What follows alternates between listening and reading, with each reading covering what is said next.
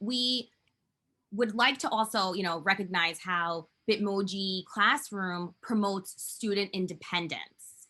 And in a recent podcast, Ronald Catlin shared his observations on how student independence is cultivated by Bitmoji Classroom.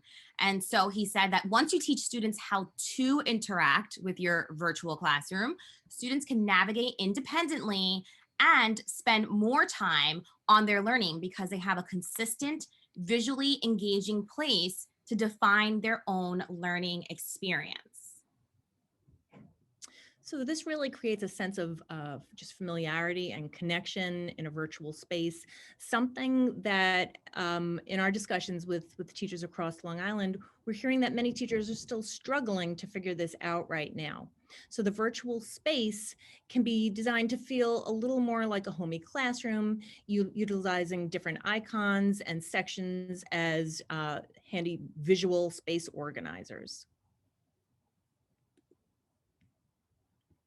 Right. So another example we have here is, just to think about the type of resources that you may make available for independent student exploration, scaffolding, and enrichment within a math classroom, such as this one, or a science classroom. We want to point out that the images that we have here of myself and and Kelley, these were created using the camera app, which is, you can have on any mobile device, and then removing the background with the Remove BG website. So we know that equity issues concerning access to Wi-Fi and devices have been the reality for many of our students during remote instruction. And so this is just one way to address these potential issues of inclusivity by creating other ways for students to represent themselves. We also wanted to include this language classroom, and this is an example from Esther Park, who is a rock star in her field. And you can follow Esther on Twitter at Mrs. Park Shine. You'll actually see on the shelf, on the top shelf of the bookcase, there's a little screenshot of her Twitter page there. And you can also attend Esther's Bitmoji session at the upcoming NICE TESOL conference on November 14th, where Erica and I will also be presenting a Bitmoji Classroom session on November 13th. So a great opportunity to interact with so many great educators in the field of English as a new language, and just get so many different opportunities to network with and learn from the expertise of others and just the creativity that's going on during this time. So taking a look at Mrs. Park's classroom, at first glance, you'll see that Esther replicated her physical classroom with her I can statements on the board, with her pocket chart, with some posters displaying class engagement expectations and positive affirmations. But we also wanted to point out, as we had demonstrated earlier, that many of the objects included in Mrs. Park's classroom are linked directly to apps such as Kahoot, Quizlet, Edpuzzle, Duolingo, Class Dojo, and Pear Deck, just to name a few on her shelf here. There are also book images linked to read alouds and other resources that students can access independently to further their own learning and engagement. Right. So one Bitmoji educator observed that you don't just make a Bitmoji classroom and say, okay, here you go. You're in there with them. You're helping them to find and use things in the room and working with them on assignments. Another educator shared that our Bitmoji classroom serves as a home base for our class. Students can access it at any time, and they can click around to various spaces to see what we're working on, to see our calendar, and any learning resources that are made available. Similarly, parents can log on to see what students are learning and to familiarize themselves with the resources and tools that their children will be using. So students can pop into the Bitmoji Classroom if they're early for a Zoom call or for your virtual class time, or if they want to read a book or work independently on their online learning. So right now I'm going to launch another poll. It should be coming up shortly. Okay, I see it there, Kelley. Okay, thank you. And our question here is, thinking about designing your classroom with intentionality for your English learners, thinking about your students, what other meaningful resources and tools might you include to support instruction? So again, we're going to ask that you please enter your responses in the chat now. Again, a Bitmoji Classroom needs to evolve with the learners in the room. So it should be reflective of what you're going to be using, what you have expectations that your students will be using. So please share with us any thoughts you have about other meaningful resources you might include in your Bitmoji Classroom. So Kelley, I'm looking in the chat and I see word walls, which would be very helpful for our English language learners. So there's actually 2 teachers who shared that idea of doing word walls. I also see lots of hyperlinks of other educational videos, another tool like Flipgrid. I'm seeing anchor charts. Yeah, school's website, vocabulary with pictures, IPA chart with linked pronunciation. Great, great ideas. Virtual class trip.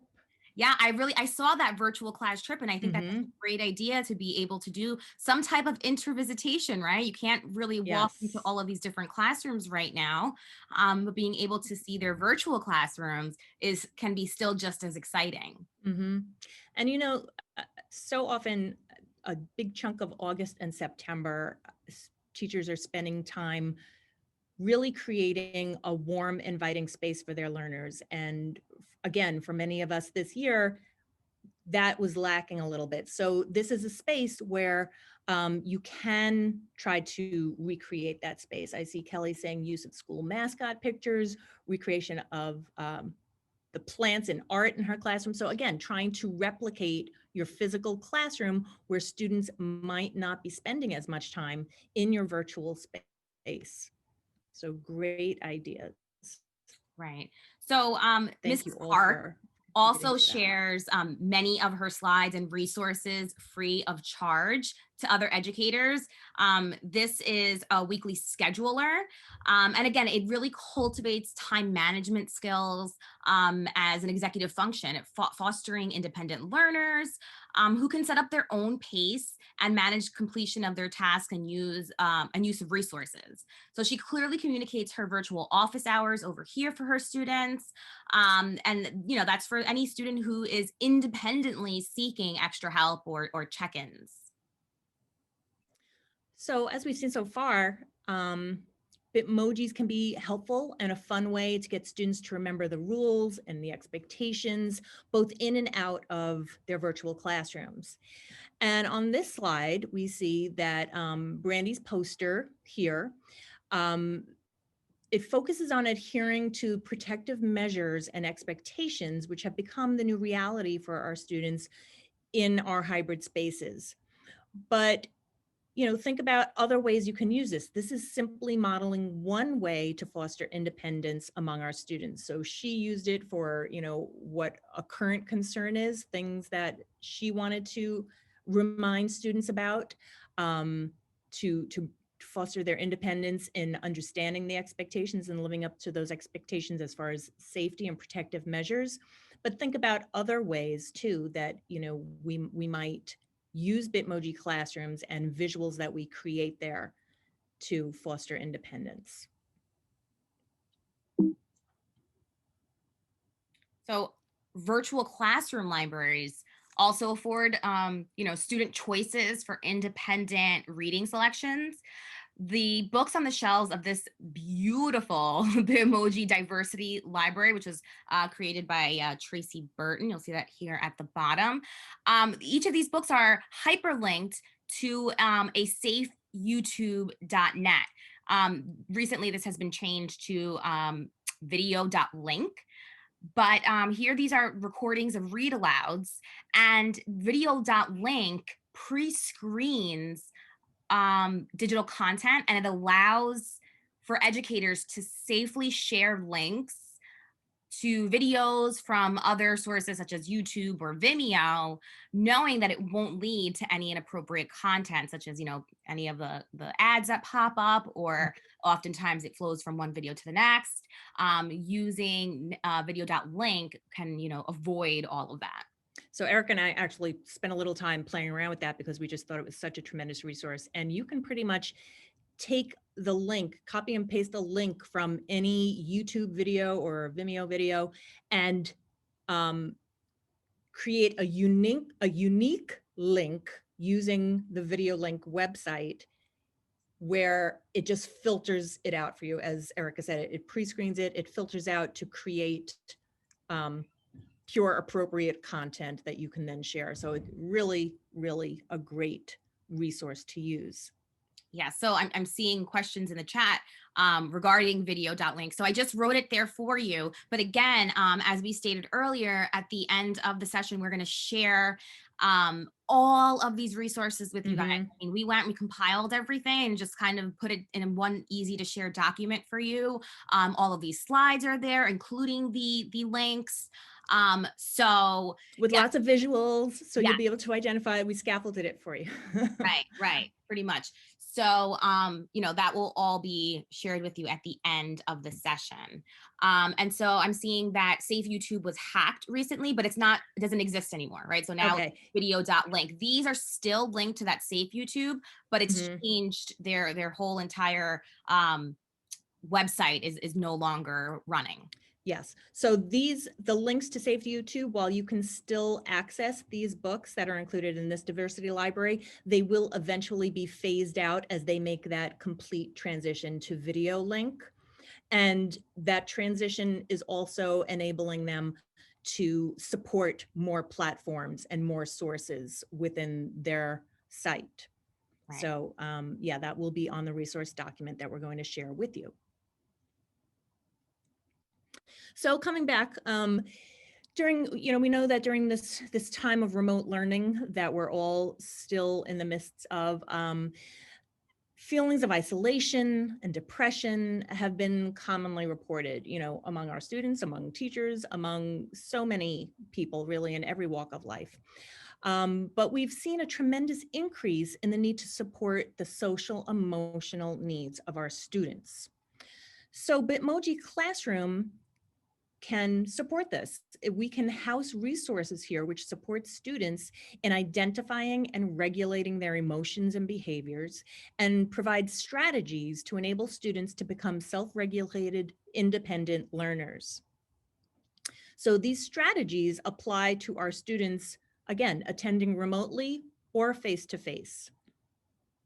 So this particular resource that you see on this slide is linked to a student survey using Google Forms to create a daily check-in where students can reflect on and complete a self-assessment of their current emotional status. And it then encourages them to self-select a strategy to regulate their emotions. The Bitmoji images on these resources provide scaffolding for our English learners in the form of visual cues. And you may also choose to include a translated version of this resource for your learners in your classroom.